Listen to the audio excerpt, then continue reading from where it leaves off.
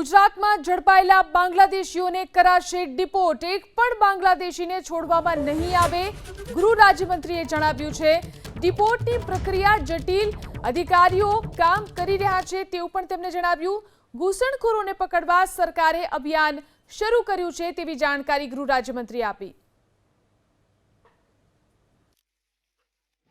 જમ્મુ કાશ્મીરના આતંકી હુમલા બાદ બાંગ્લાદેશી સર્ચ ઓપરેશન ચાલી રહ્યું છે અને એવું લાગી રહ્યું છે કે ભારત છોડો અભિયાન ગુજરાત પોલીસનું છે. ત્યારે મોટી સંખ્યામાં બાંગ્લાદેશીઓને ધરપકડ કરવામાં આવી છે. આપણી સાથે ગૃહમંત્રી હર્ષ સંઘવીજી મોજૂદ છે, તેમની સાથે જ વાતચીત કરીશું. કેટલી મોટી અભિયાન કહી શકાય બાંગ્લાદેશીઓને પકડવાનું? ગુજરાત પોલીસનું આ ખૂબ મોટું સર્ચ ઓપરેશન ઘૂસપેટીઓની સામે કરવામાં આવ્યું છે. ખાસ કરીને ગુજરાત પોલીસના અમદાવાદ સુરત શહેર યુનિટ, વડોદરા શહેર જિલ્લા unit, Surat rural unit, Bharuch અને ગુજરાતના દરેક યુનિટ દ્વારા આ ઘૂસપેટીઓની સામે એક પછી એક ખૂબ જ કડક પગલાં ભરવામાં આવ્યા છે.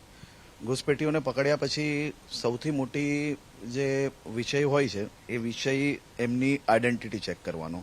કારણ કે અનેક લોકો કોઈક ને કોઈક રાજ્યના માધ્યમથી ગવર્મેન્ટ ડોક્યુમેન્ટ્સ બનાવવામાં સફળતા પ્રાપ્ત કરી હોય તો એને ખોટા પુરવાર કરવા પડતા હોય છે, જ્યાં એક સામાન્ય પ્રોસિજર છે. પરંતુ ગુજરાત પોલીસે આ બાબતે ખૂબ સારી કામગીરી કરી છે. હમણાં કુલ મળીને હાલની તારીખે 1600થી વધારે લોકોના ડોક્યુમેન્ટ્સ ચેકિંગનું કામગીરી ચાલુ છે અને ખૂબ મોટા પ્રમાણમાં બાંગ્લાદેશી પુરવાર બી થયા છે, જેની ડિપોર્ટેશનની જે પ્રક્રિયા હોય છે, લીગલ પ્રક્રિયા, એ બહુ જટિલ પ્રક્રિયા હોય છે અને એ પ્રક્રિયાના કાગળો જે છે એ કાગળોની કામગીરી હમણાં ચાલુ છે અને મને વિશ્વાસ છે કે એ કાગળની કામગીરી ઝડપથી પૂર્ણ થશે. સામાન્ય રીતે આ પ્રકારની જ્યારે પ્રક્રિયા હોય છે તો એ પ્રક્રિયા પૂર્ણ કરતા 2 થી 3 મહિના લાગતા હોય છે. કુલ મળીને ભારત સરકાર, ગુજરાત સરકારની 17 એજન્સીઓ એ આની ઉપર ચેક કરતી હોય છે. એના પછી બાંગ્લાદેશની અંદર એ ડોક્યુમેન્ટ જતા હોય છે અને એના પછી એ લોકોને ડિપોર્ટ કરવાની પ્રક્રિયા હોય છે. તો આ સંપૂર્ણ પ્રક્રિયા પાર્ટ ટુ પાર્ટ ચાલુ કરી લેવામાં આવી છે. ચંડોળા તળાવમાં આટલી મોટી મશીનરી સાથે કામગીરી કરવામાં આવી, કયા કયા પ્રકારની બદીઓ છે ત્યાં ચાલતી હતી? જે મહિલાઓ છે એને જે દેહ વિક્રયના વેપારમાં પણ ઢકેલાયો. ચંદોલા તળાવ અગર આપ એનો આખો ઇતિહાસ જોશો તો કમસે કમ 40-50 વર્ષથી ત્યાં ધીરે ધીરે અતિક્રમણ થતું ગયું છે.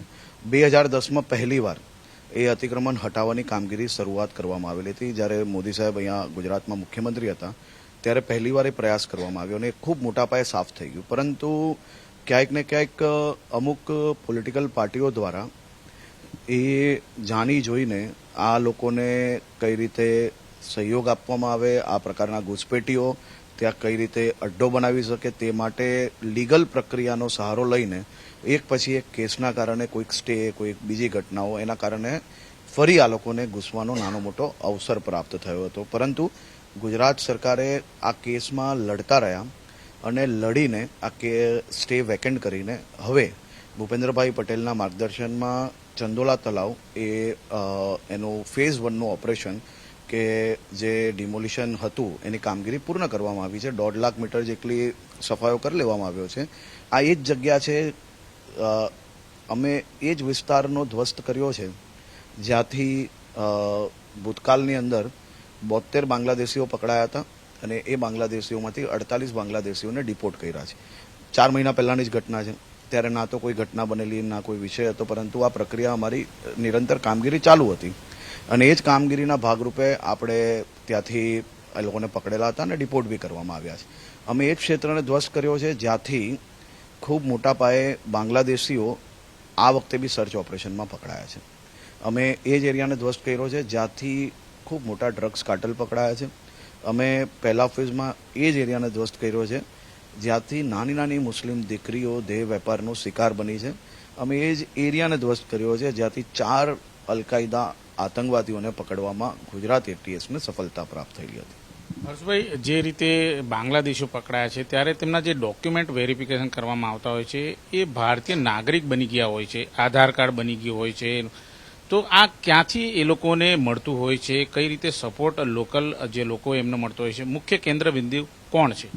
મુખ્ય કેન્દ્રબિંદુ એમાં એક જ રાજ્ય છે જ્યાંથી બોર્ડર લાગતી હોય ત્યાં નજીકના જિલ્લાઓમાં ઘૂસવામાં ખૂબ મોટી સફળતા આ લોકોને પ્રાપ્ત થતી હોય છે ત્યારે એ લોકો સરકારી ડોક્યુમેન્ટ્સ ત્યાંથી બનાવવામાં સફળતા એ લોકોને મળે છે અને એ જ સરકારી ડોક્યુમેન્ટના આધારે ક્યાંક ને ક્યાંક આ લોકો ભારતના અલગ અલગ રાજ્યોમાં ઘૂસવાની સફળતા મળે છે પરંતુ એ ડોક્યુમેન્ટ્સની ડિટેલ્ડ જ્યારે તપાસ કરીએ છીએ ત્યારે ખૂબ મોટી સફળતા અમને લોકોને આ સૌ ઘૂસપેટીઓને બાંગ્લાદેશી પુરવાર કરવામાં સફળતા પ્રાપ્ત થઈ છે.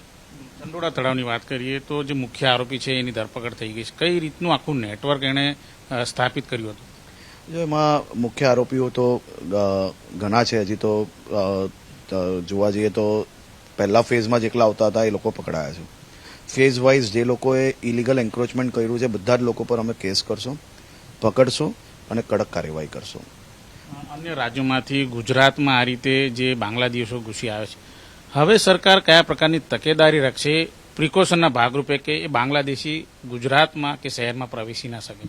સૌથી પહેલા તો અમે તમામ ઇન્ડસ્ટ્રીઝને બી એક લેટર લખીએ છીએ કે જેમાં કોઈ બી પ્રકારે જો કોઈ બી કાગળ પુરાવા વગર અગર કોઈને બી નોકરી આપશે અને જો એ ઘૂસપેટી નીકળશે તો એ ઇન્ડસ્ટ્રીઝ પર બી અમે આવનારા સમયની અંદર કેસ દાખલ કરવાના છે અને આ વખતે બી જે પકડાયેલા છે એનું બી બેકગ્રાઉન્ડ અમે લોકો એ જ રીતે ચેક કરી રહ્યા છે.